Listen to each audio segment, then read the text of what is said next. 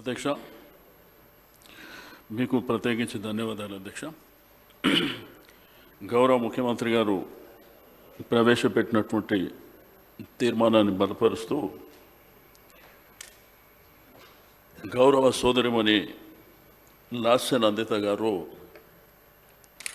మరణించడం అనేది చాలా బాధాకరమైనటువంటి అంశం అధ్యక్ష. వారి యొక్క తండ్రి గారు అయినటువంటి సాయన్న గారు 1994లో ఇద్దరం ఒకటేసారి శాసనసభకు రావడం, అప్పటి నుంచి కంటిన్యూగా మరి శాసనసభలో మేము ఉన్నటువంటి సందర్భం అధ్యక్ష. వారు మృదు స్వభావి. సాయన్న గారి జీవితం ఎట్లుందంటే అధ్యక్ష, కంటోన్మెంట్ అంటే సాయన్న, సాయన్న అంటే కంటోన్మెంట్ అనే విధంగా ఆ నియోజకవర్గానికి ఎనలేని సేవలు చేసి, వారి ఆరోగ్యం బాగలేకపోయినా కానీ, వారికి నడవనీక రాకపోయినా కానీ ఆ తపన, ఆవేదన, బాధ ఎప్పుడు ఆ ప్రజల మధ్యలో ఉండాలనేటువంటిది. అయితే అక్కడ ఉన్నటువంటి అనేకమైనటువంటి సమస్యల విషయంలో కూడా నిరంతరంగా పాటుపడుతున్నటువంటి వ్యక్తి అధ్యక్ష.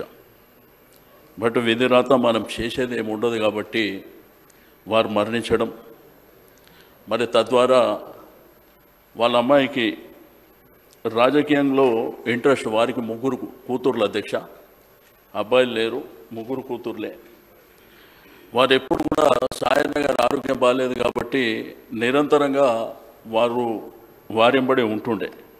అంటే సెక్రటరీకి వచ్చినా, అధికారుల దగ్గరికి వెళ్ళినా, ప్రభుత్వం దగ్గరికి వచ్చినా, అదేవిధంగా ప్రజల దగ్గర పోయినా సపోర్ట్గా బిడ్డలు ఉంటుండే.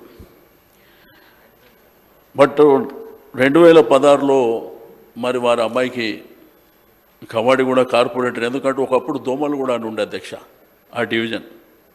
ఆ రోజుల్లో హైదరాబాద్ సిటీలో మరి జంటగా ముఠా గోపాల్ గారు, సాయన్న గారి ఒకటే స్కూటర్ మీద ఇద్దరు తిరుగుతుండే అధ్యక్ష. మరి ఆ రోజు జవహర్ నగర్ కార్పొరేటర్గా గోపాల్ గారు గెలిచినారు, వీరేమో ఓడిపోయారు. దాని తర్వాత ఆ డివిజన్ పేరే కవాడిగూడ అని పెడితే, నేను ఓడిపోయిన ప్రాంతంలో నా డాటర్ గెలవాలని మరి ఇప్పుడే కేటీఆర్ గారు చెప్పినట్టు కేసీఆర్ గారిని అడగడం, టికెట్ ఇవ్వడం, ఆ తర్వాత వారు గెలవడం, ఇవన్నీ జరిగినాయి అధ్యక్ష.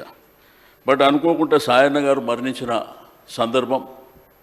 బట్ ఆ రోజు ఆ కంటోన్మెంట్ ప్రజల రోదన, ఆ బాధ, ఎందుకంటే వారికి ఆ నియోజకవర్గానికి 30 ఏళ్ళ అనుబంధం ఉంది అధ్యక్ష.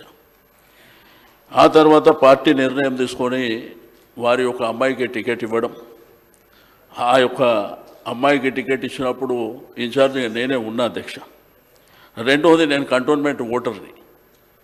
అంటే నేను ఇన్నిసార్లు 6 సార్లు గెలిచినా కానీ ఓటర్ కంటోన్మెంటే కాబట్టి అక్కడ నిరంతరంగా ఆ అమ్మాయి గెలుపు కోసం పార్టీ ఇచ్చిన ఆదేశాల అనుసారం నిరంతరం, అంటే ఒకవైపున నేను పోటీ చేస్తున్నా, రెండో వైపున అమ్మాయి పోటీ చేస్తున్నప్పటికీ మరి నేను ఆ 2 కాన్స్టిట్యున్సీలు కూడా చూసుకోవడం జరిగింది అధ్యక్ష.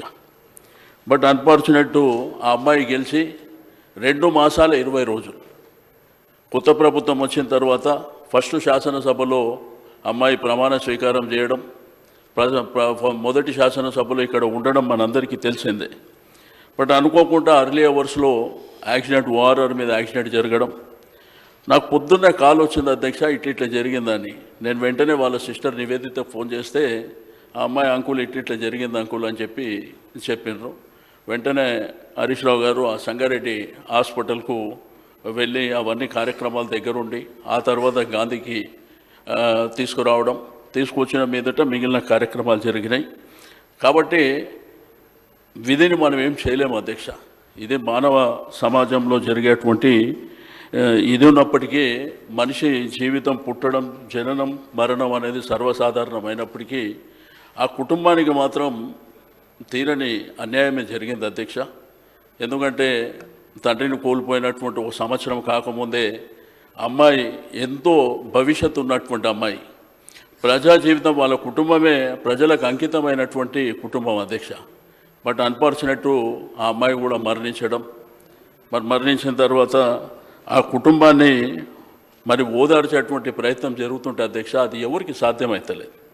అంటే ఒకవైపున పార్టీగా కానివ్వండి, రెండవది ప్రజల వైపున కానివ్వండి, ఇప్పటికి కూడా మరి కంట్రోల్ చేయలేనటువంటి పరిస్థితి ఉండడం, మరి ఈరోజు మనం ఈ శాసనసభలో ఆ చిన్న ఏజ్లో ఉన్నటువంటి అమ్మాయి 35 సంవత్సరాల మన బీటెక్ చదువుకున్నటువంటి అమ్మాయి చనిపోయిన విషయం మాట్లాడుకోవడమే బాధాకరమైనటువంటి అంశం అధ్యక్ష. బట్ ఏదేమైనప్పటికీ ఆ భగవంతుడు ఆ కుటుంబానికి ధైర్యాన్ని ఇవ్వాలని చెప్పి నేను ఈ సందర్భంగా తెలియజేస్తూ గౌరవ ముఖ్యమంత్రి గారు ప్రవేశపెట్టినటువంటి తీర్మానాన్ని బలపరుస్తున్నా అధ్యక్ష.